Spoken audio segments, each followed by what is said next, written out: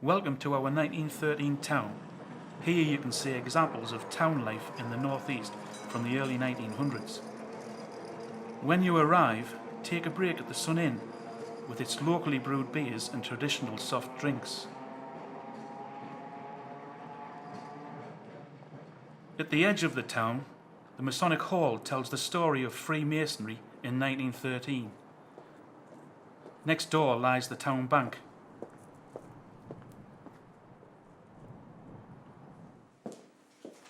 The bank, with its fine granite front from Southport, opened here at Beamish in 1999. The main part of the bank was rescued from Park House in Gateshead after fire destroyed the building. The basement area was forbidden to customers, but Beamish visitors can see here the strong rooms for storage of valuable items.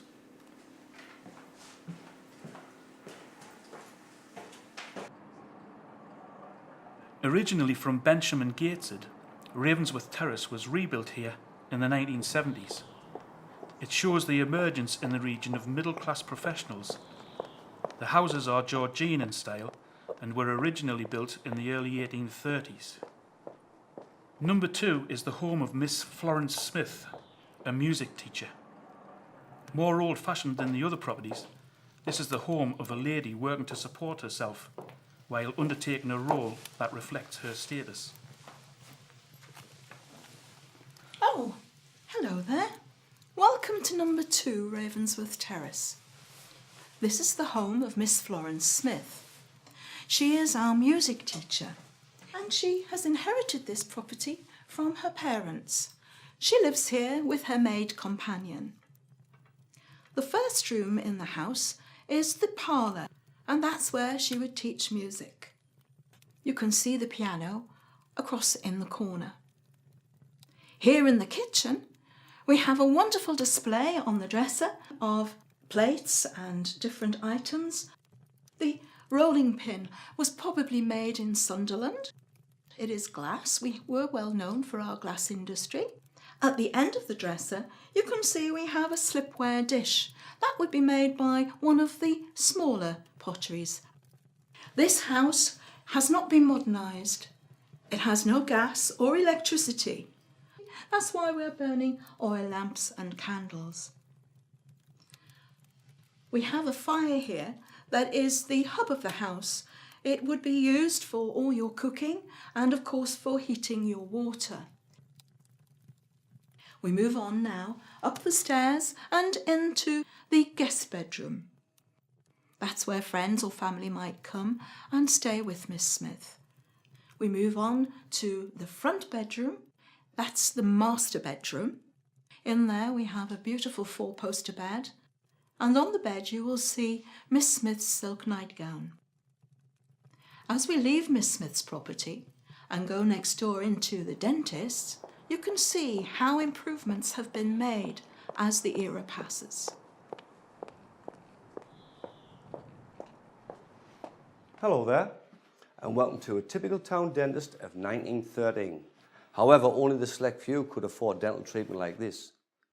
Tooth pulling operations were normally carried out by local barbers or even local blacksmiths. To be a qualified dentist in 1913, you had to undergo a complete training under a qualified and recognised dentist, or even attended one of the local dental schools. One school, in fact, in Newcastle, it still exists today. For those who could afford it, you had a choice here of sedation purposes. For 2 shillings and 6pence, you could have a few whiffs of the nitrous oxide just to get you put under. However, for 4 shillings, you could even have a needle injection of cocaine into the gums just to sedate you. You'll notice also the tools of the trade, they haven't really changed that much in shape or design. But what has changed though are the materials now used.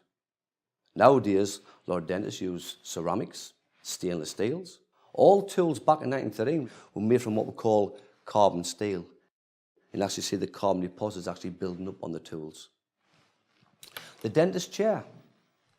This particular chair dates back to the year 1875 and was last used at a dentist's practice up in Newcastle. And even though the chair looks antiquated, it still does all the same movements as a modern day dentist chair does today. This chair will recline back into any position It'll go forward, it'll raise you up, and even lower you down. The dentist chair.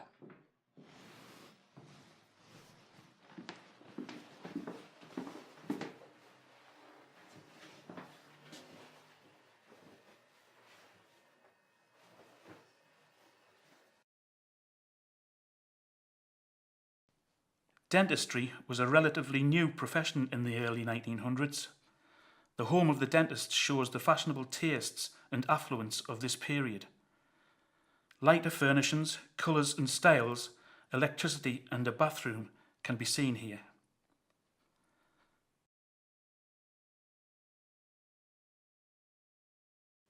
Here in the kitchen you can see further modernisations. The range has flue handles to control the heat. Next to the range you will even see a gas oven. Activities in the drawing room would range from taking tea to playing music, either on the gramophone or piano, and other hobbies such as lace making.